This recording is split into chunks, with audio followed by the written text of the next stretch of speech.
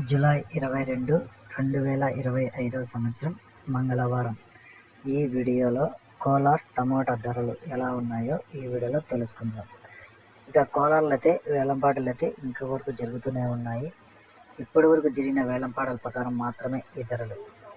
ఇక్కడ 15 కేజీల బాక్సులు మూడో రకం కాయలు 150 రూపాయల నుంచి ప్రారంభమై 200, 250, 300, 350 రూపాయల వరకు అయితే మూడో రకం కాయలు పలికాయి.